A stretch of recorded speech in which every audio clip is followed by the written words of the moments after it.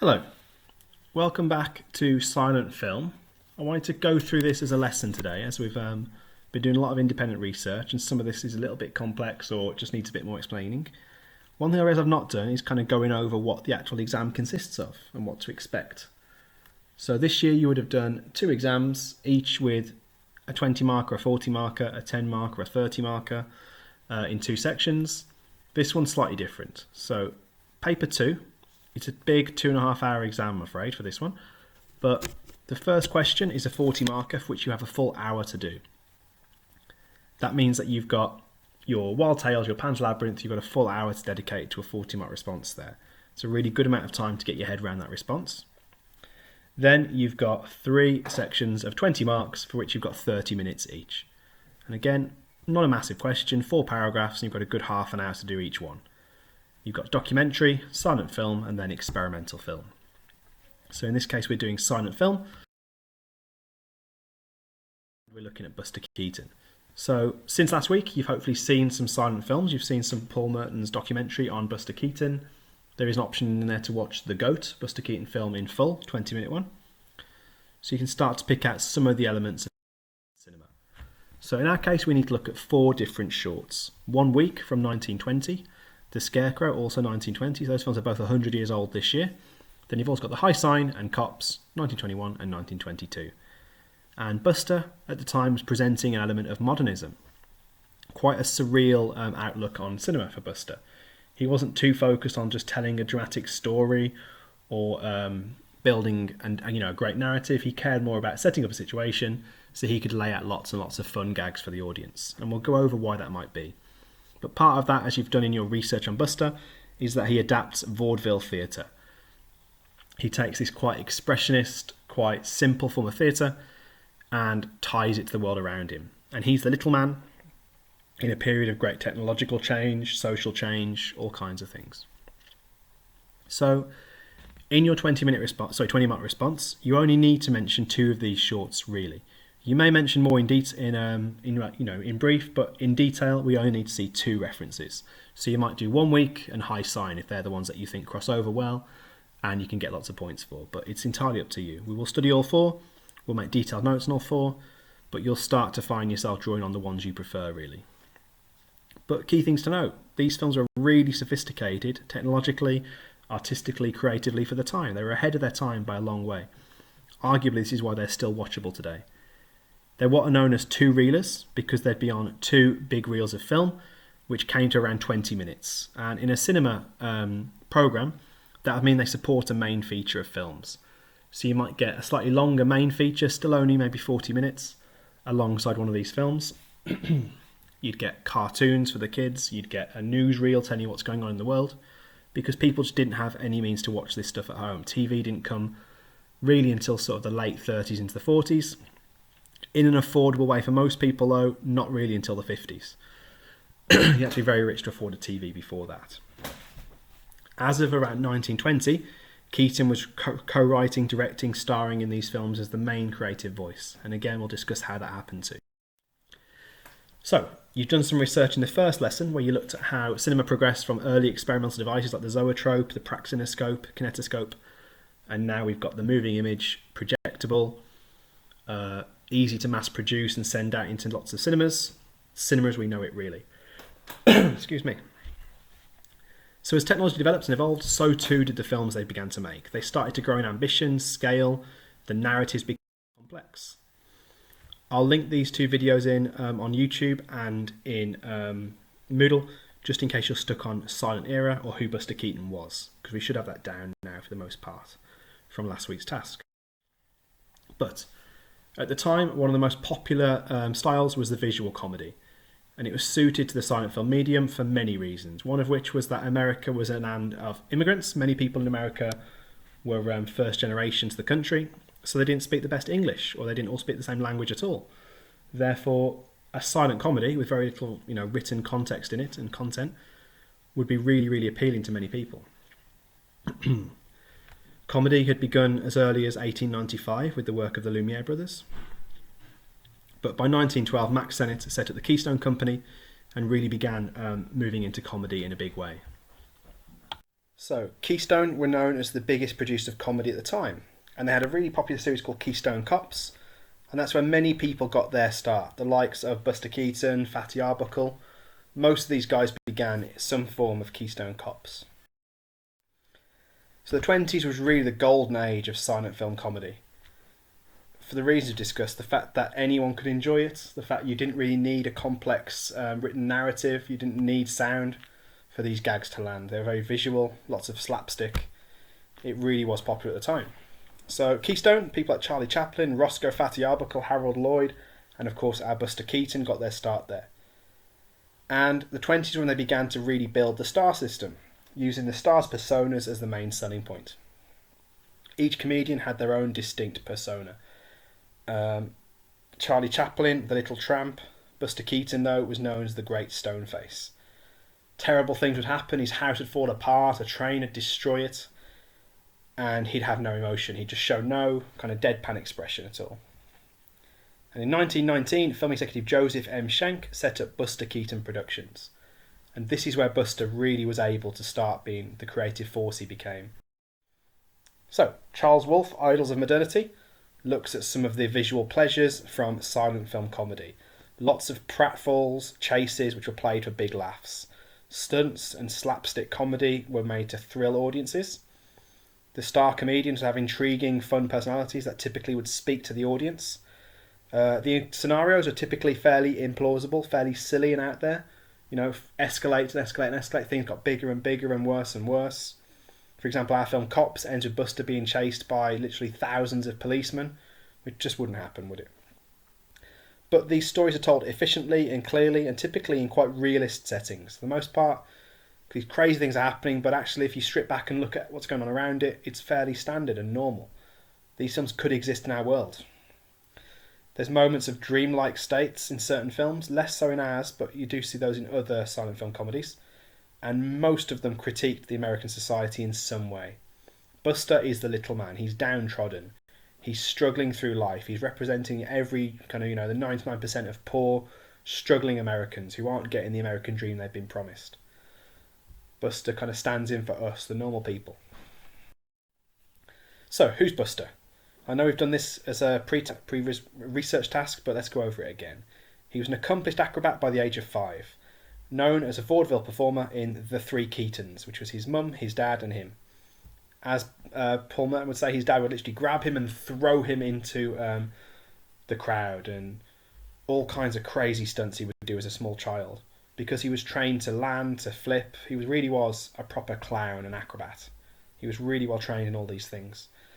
And even in the Keaton days, he was known for his elaborate gags, very complex setups and timings, and he transitioned all of that into cinema. And he was really known for doing his own stunts. So if you see Keaton fall, if you see anything happen around him, it is him. You will see him clearly moving onto screen, you'll see his face. CGI trickery didn't exist, and there's just no way they could make some of these things happen besides Buster risking everything. There are obviously some illusions going on and some quite complex things to keep him safer than he appears, but for the most part, Buster is the one doing these stunts. There's really careful control of set building and architecture, sometimes again to protect him, but other times just to build these elaborate gags as well. And lots of moving objects, because technology really was an appeal at the time for people. So, film form, what kind of techniques were they using? Cinematography, the films featured flat lighting, which was an even, bright look, because mainly they were shooting on very bright indoor sets or outdoor locations. And that bright lighting, those outdoor locations, were mainly due to restrictions of film stock. Film was still very much in its early days. It had moved on leaps and bounds since the days of the Lumiere brothers, but it was still early cinema. It was not the most advanced, and film stock itself needed light. These days, you can shoot films, inside a room in the evenings and things like this on a low light.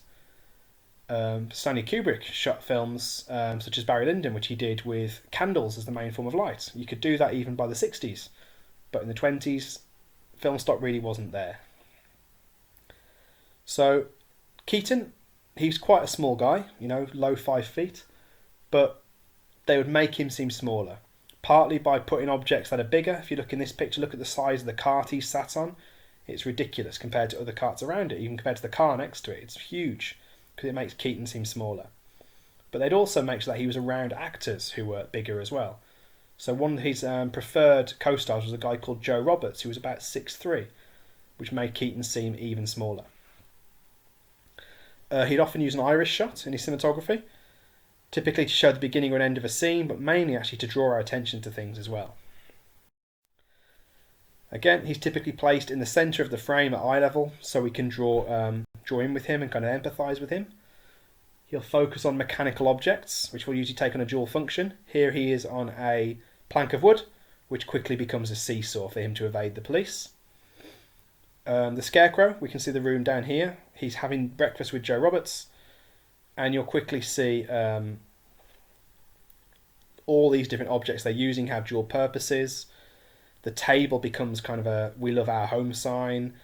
The oven becomes a gramophone and things like that. Everything's got a second purpose.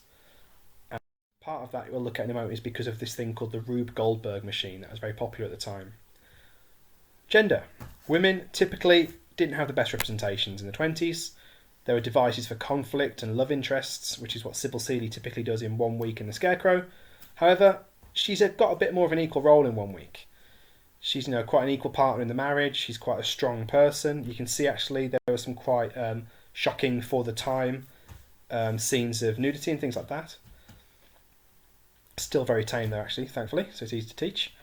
But actually, it does to an extent still reinforce gender roles. She cooks breakfast, Keaton builds the house.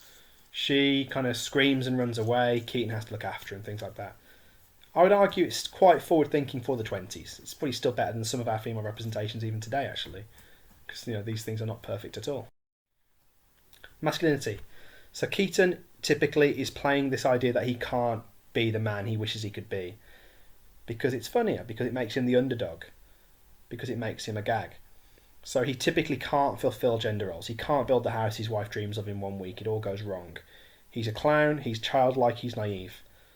To play up to that, he uses his physique. He plays with the fact that he's very small. Joe Roberts walks in carrying a piano, hands it to Keaton. And obviously Keaton can't hold a piano, because it's ridiculous that anyone could, and it crushes him. And it builds up this idea that he's this weaker, smaller man. And it makes him the little guy, it makes him the kind of put-upon underdog. There's a lot of ingenuity with mechanical objects, and that's typically how Keaton kind of gets his own. It's to use his technology to best people bigger than him and to outdo people. But even then, often that still goes wrong. When he tries to get his house across a train track, it gets destroyed. So, mechanical objects, there's a real focus on that. You'll see that in all these films, and that's mainly because there's all these big new industries starting to boom. Anyone here who's played Red Dead Redemption, which I think is probably all of you, especially the second one, will know that the train coming is quite important for kind of revolutionising America. And by the 20s that had happened. It had really changed the face of the country and everything could kind of become technological. They began to rely on these things. So there's a real focus on technology. And you do see the train as a big kind of character in the film, particularly in 1 Week. In the likes of Scarecrow, in the likes of the High Sign, we see lots of trapdoors, dual purpose objects. And a lot of this is referenced to an illustrator called Rube Goldberg. And you can see that here in this image. He would illustrate these really overly complex machines. A bit like Wallace and Gromit today. They are referencing Rube Goldberg when they make things like that. And Wallace has a switch that knocks a ball into a tube, that knocks a fan to make his toast. That's a Rube Goldberg inspired machine. There's massively increased consumerism. We see that in 1 Week with the building of the own house. And actually Ford Motor Company sold flat pack homes for their workers. They'd get a box, it would have their house in, they could build it, and it was kind of... The adverts at the time would be selling the American dream in cinemas. And Buster is making fun of that because he tries to build his own home and it just does not turn out because the American dream really, the big thing is that it didn't exist for many people. There's this promise that you can, make your fortune, live in your own home, own everything, and it's just not true for many. It's true for some, but never, everybody. Cops follows on a tradition of mocking policemen. Buster started out in Keystone Cops where police were played as fools. They were played to be foolish and stupid, always falling over, easy to beat as criminals. Obviously the Hays Code came in a few years later and tried to change that and said you can't mock the law. But at the time they were not trusted. They were really looked down upon. So, You're going to watch 1 week for me in a moment, but 1 week the house begins to take on a cubist form, as you can see in this image. That was a very popular form of art in the 1920s. It's fairly surrealist and modernist form of art, cubism. We also see that through surrealism and the gags we see, such as, defying logic of the real world. You see a gigantic oversized newspaper that unfolds and unfolds and unfolds in high sign. But yeah, American art in the 20s and 30s was geometric based, very modernist. They look for beauty in technology, objects, machines, as you can see here with trains and cogs and wheels. But here's what I'd like you to do on your blogs this week. So I'd like you just to give me a quick sentence on each of these, don't go crazy, just to summarise the era, the context and the backgrounds, what was happening, but particularly what was coming into Buster's work. It was on the documentary last week a little bit, but also just to kind of go over what you already know. We've discussed this today, then what institutions, studios, actors, systems began to get set up.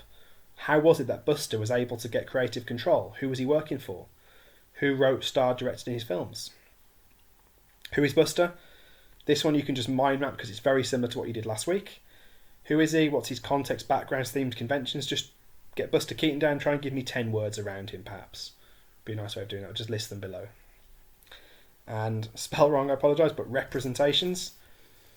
Give me the one for, just name the 4 shorts, give me the one short we're doing this week, which is 1 week, and just think about representations of technology, the period, men, women, anything else you can think of. And try and just mind up a few ideas around that, please. That is all I want from you this week, but the focus is 1 week, which I'll link below. 1 week, the short. So, just to quickly go over what this exam's going to look like, I'm going to quickly go over a couple of questions for you. But the big thing, the focus of this, the heart of it, is the critical debate. Realism versus expressionism. So, expressionism, we've got a cinema of attractions, gags, tricks, spectacles, with some narrative as well. The surreal, but then you've got the realism. These mainly are taking place in realistic locations. They're mainly focusing on real issues that were affecting society at the time. There's a big focus on, yes, this is silly, here's a crazy joke, but actually it's talking about this. This is the thing that's happening in society at the time. Or this town is going through these troubles. How are people living with them? How can someone cope with this? And then the comedy starts to come alongside that. Keaton was trying to make some quite, important messages come through his work. So here's what the questions could look like. 30 minutes, 20-mark response.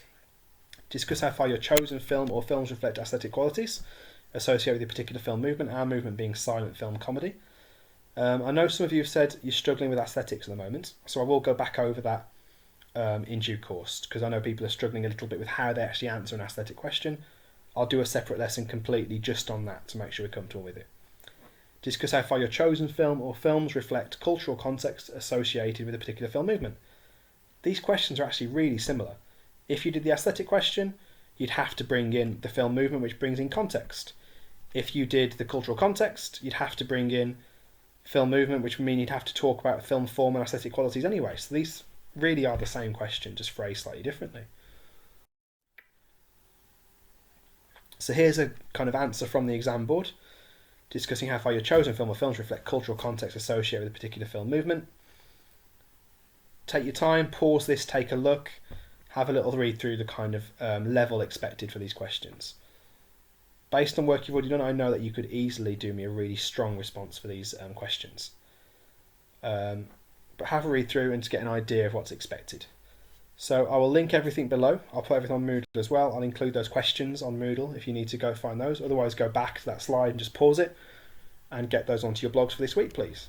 Please get in touch with any issues, or if everything, make sure everything's okay with you. If not, please get in touch as soon as you can. Thank you.